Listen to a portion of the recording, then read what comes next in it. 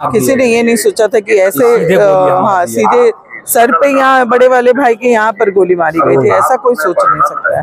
कोई भी माँ बाप कैसे ये सोच लेगा कि मेरे बच्चों को राम काज करने के लिए और गोली मार दी जाएगी। वो कोई आतंकवादी तो थे नहीं उस समय। खूनी नंगा नाच जिसको बोले यहाँ हुआ अयोध्या में राम भक्तों पर खुलेआम गोलियां चलाई गई। लॉ एंड ऑर्डर को किसी को नहीं देखा गया।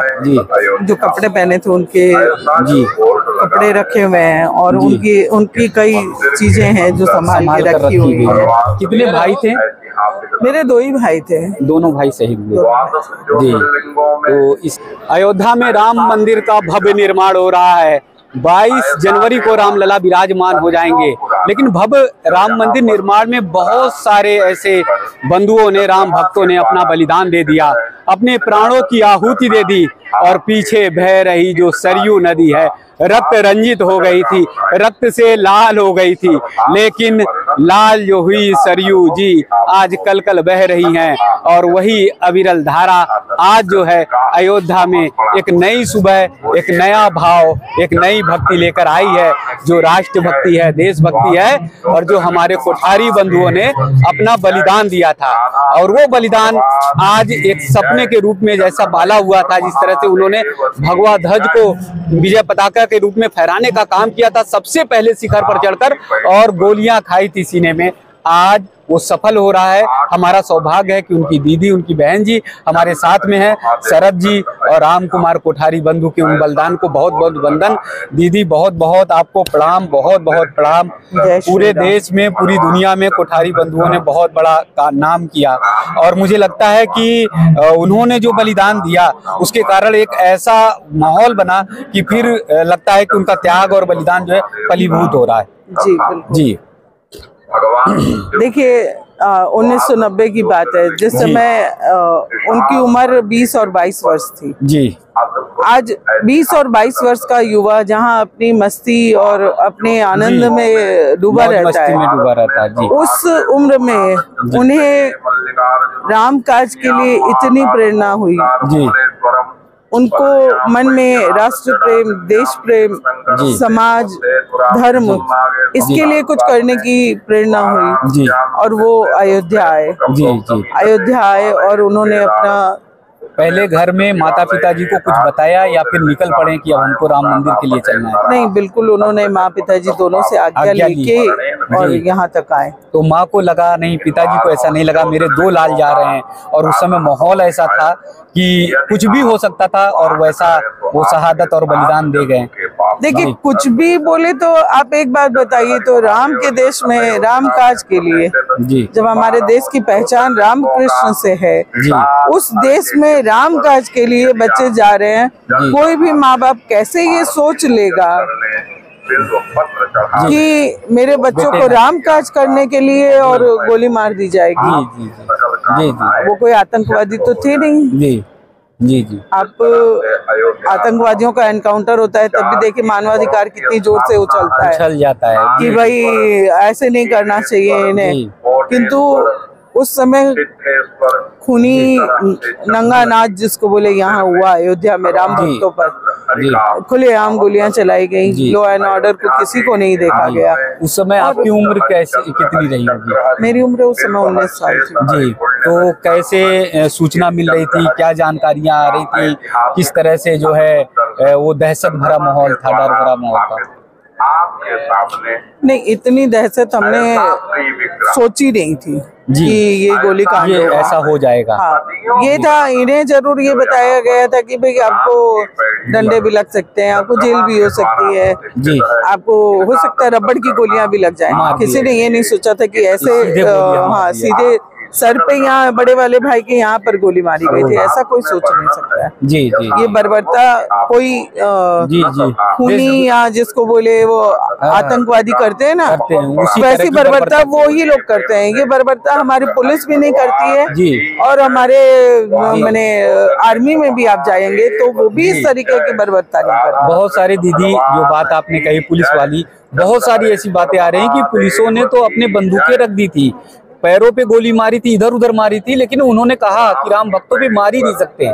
तो बहुत सारे ऐसे पुलिस कर्मी थे जिन्होंने ठान लिया था कि नहीं, हमें गोली नहीं चलानी। नहीं, उस समय के कुछ प्रत्यक्षदर्शी गवाह थे जिन्होंने हमें बाद में ये बताया था कि वो आपस में जब बात कर रहे थे जी, तो उनकी बातों में वो जो नाम पुकार रहे थे वो कुछ ऐसे थे कि मैंने शोएब या उस तरीके के नाम थे लगाए गए थे। हाँ, और ये आशंका जताई गई कि जरूर ये पुलिस के वेश में कुछ अराजकता तो हाँ, कुछ कोई और थे जिन्होंने ये सब किया। कितने दिन ये मतलब ऐसा लगता है ना जैसे किसी ने खुन्नस निकाली आपसे। जी जी, ये खुन्नस निकालने वाली वो प्रतिक्रिया थी जी जी, कि 30 अक्टूबर को उन्होंने वहाँ भगवा ध्वज फहराया था।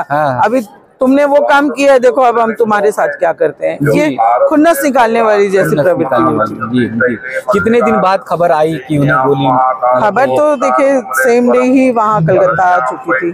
जी जी, 2 नवंबर की बात है और 2 नवंबर को यहाँ पर घटना हुई होगी 11-12 बजे के भीतर। जी, वहाँ तुरंत खबर आ गई थी। 1-2 घंटे में खबर पहुँच चुकी थी यहाँ। जी जी।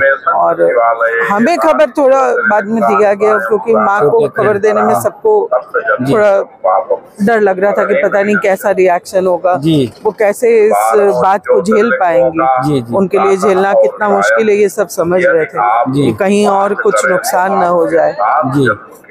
तो इसके लिए हमें थोड़ा बाद में खबर दी गई। हमें 3 नवंबर को बताया गया। जी जी जी। फिर उनका शरीर पहुंचा था? नहीं, ये अयोध्या जैसी नगरी में जहाँ मोक्ष पाने के लिए लोग आते हैं, दूर दूर से लोग आते हैं कि हमें यहाँ हमारी मृत्यु हो तो हमारा मोक्ष, जैसे हमारे बोले जाते हैं ना, हमारी 7 नगरी ऐसी है जहाँ पर मोक्ष आपको स्वतः प्राप्त हो जाता है। जी, मेरे दादाजी उस समय कायम थे तो उन्होंने ये बोला कि बेटा आप उनको यहाँ मतलब वहीं पर उनका जो कार्य है वो वहीं पर, अंतिम संस्कार वहीं पर। किन लोगों ने किया था, कौन लोग पहुँचे थे उस समय? मेरा एक ताऊजी का लड़का यहाँ आया था और फिर मेरे ताऊजी आए वहाँ से जी। और ये बहुत मैंने क्या कहूँ, कहीं मन को ये शांति देते है कि हजारों संतों के बीच में और उनका मंत्रोच्चार के बीच में उनका अंतिम संस्कार हुआ था। सबने उनको जो विदाई दी थी वो बहुत जी महत्वपूर्ण थी। बहुत इस बीच बहुत सारे उतार चढ़ाव आते गए। तो कभी ऐसा लगा कि बनेगा राम मंदिर, नहीं बनेगा, मन में आशंकाएं आई, जैसी सरकारें बदलती गई, जैसा माहौल बनता रहा। 2014 के पहले का माहौल जो था उसमें लग नहीं रहा था कि हम राम मंदिर अपनी आंखों से देख पाएंगे जी। वो भी बनते हुए तो बिल्कुल भी नहीं देख पाएंगे जी, क्योंकि राम के देश में जब राम के अस्तित्व पर ही सवाल उठाया जा रहा था कि राम काल्पनिक है और अनेकों तरीके की बातें थी कि राम तो काल्पनिक है, आप इनको सिर्फ एक कहानी में सुनते हैं और इनका अस्तित्व कहीं नहीं है जी। वहाँ आप राम जी के मंदिर की कल्पना कैसे कर सकते हैं? जी जी। तो अयोध्या में कोलकाता में जो है कुछ यादें भैया लोगों की कुछ सजोई गई हैं, कुछ मकान को और घर में कुछ स्मारक जैसा कुछ बना है या फिर जैसा है वैसे ही? देखिए, आज तक भैया और ने जी जो कपड़े पहने थे उनके जी कपड़े रखे हुए हैं और उनकी कई चीजें हैं जो संभाल के रखी हुई है जी। मेरी माँ को उन चीजों से बहुत मोह था जी। वो कहती थी कि कभी अगर इनके नाम का कोई संग्रहालय बनेगा तो मैं ये चीजें वहाँ अर्पित करेंगे जी जी। तो अभी आने वाले दिन में हो सकता है, संभव हो कि सरकार जो है ये बात पहुँचे और उनके नाम को संग्रहालय बनाया जाए और उनमें वो चीजें रखी जा सके। और कितने भाई थे? मेरे 2 ही भाई थे। दोनों भाई शहीद हुए जी। तो इस देश के लिए, इस राष्ट्र के लिए, राम मंदिर के लिए जिस प्रकार से दोनों भाई शहीद हुए, आप ये समझ सकते हैं उन्हीं लोगों का त्याग और बलिदान है जिसके कारण से राम मंदिर का मार्ग प्रशस्त हो पा रहा है और भव्य राम मंदिर का निर्माण हो रहा। 22 जनवरी को रामलला विराजमान होंगे।